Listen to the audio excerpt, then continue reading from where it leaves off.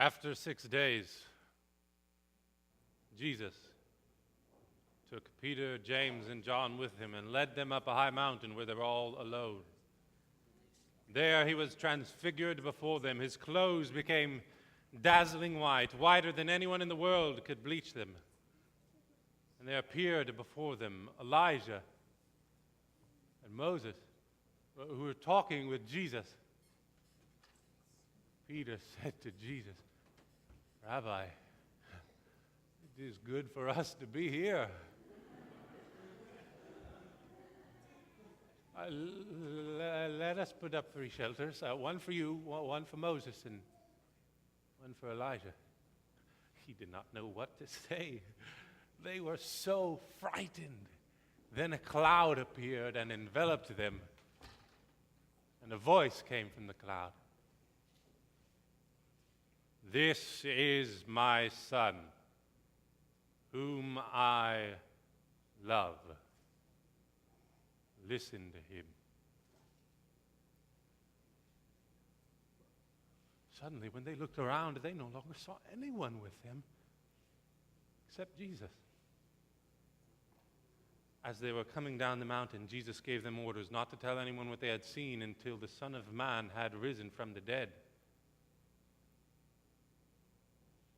They kept the matter to themselves, discussing what rising from the dead meant. And they asked him, "Why do the teachers of the law say that Elijah must come first?" Jesus replied, "To be sure, Elijah does come first and restores all things. Why then is it written that the Son of Man must suffer and be rejected? But I tell you that Elijah has come, and they have done everything to him they wished, just as it is written about him." When they came to the other disciples, they saw a large crowd around them and the teachers of the law arguing with him. As soon as all the people saw Jesus, they were overwhelmed with wonder and ran to greet him. "What are you arguing with him about?" he asked. A man in the crowd answered, "Teacher, I brought you my son who is possessed by a spirit that has robbed him of speech. Whenever it seizes him, it throws him to the ground, and he foams at the mouth, gnashes his teeth, and becomes rigid. I asked your disciples to drive out the spirit, but they could not." "O unbelieving generation," he replied, "how long shall I stay with you? How long shall I put up with you? Bring the boy to me." So they brought him. When the spirit saw Jesus, it immediately threw him to the ground. He fell to the ground. When the spirit saw Jesus, it immediately threw the boy into a convulsion. He fell to the ground and rolled around, foaming at the mouth. Jesus asked the boy's father, "How long has he been like this?" "From childhood," he answered. "It has often thrown him into fire or water, but if you can do anything, please help us, or take pity on us and help us." "If you can," Jesus said. "Everything is possible for him who believes." Immediately the boy's father exclaimed, "I do believe. Help me overcome my unbelief."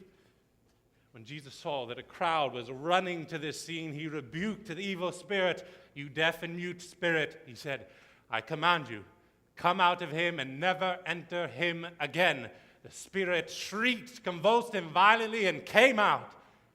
The boy looked so much like a corpse that many said, "He's dead." But Jesus took him by the hand and lifted him to his feet, and he stood up.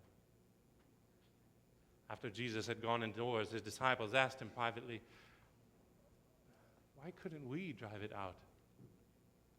He replied, "This kind can come out only by prayer."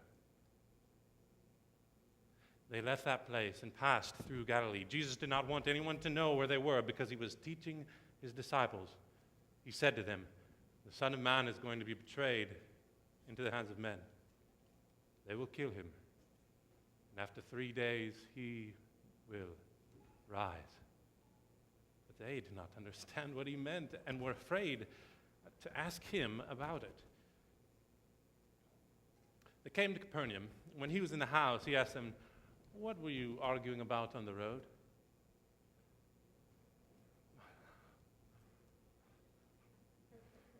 But they kept quiet because on the way, they had argued about who was the greatest.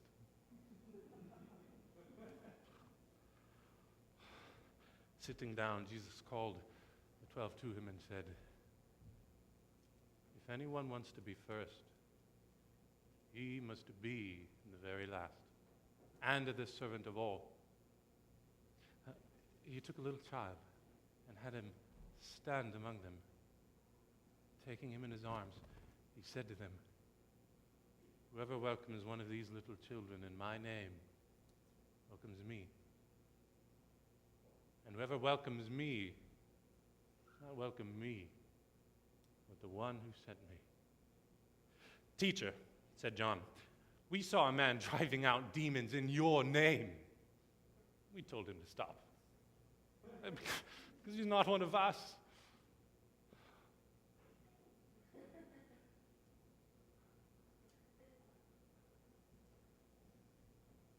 "Do not stop him," said Jesus.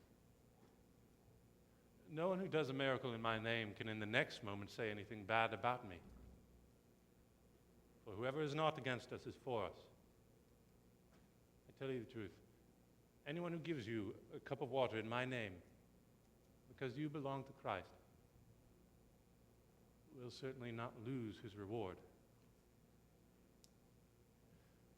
And if anyone causes one of these little ones who believes in me to sin, it would be better for him to be thrown into the sea with a large millstone tied around his neck.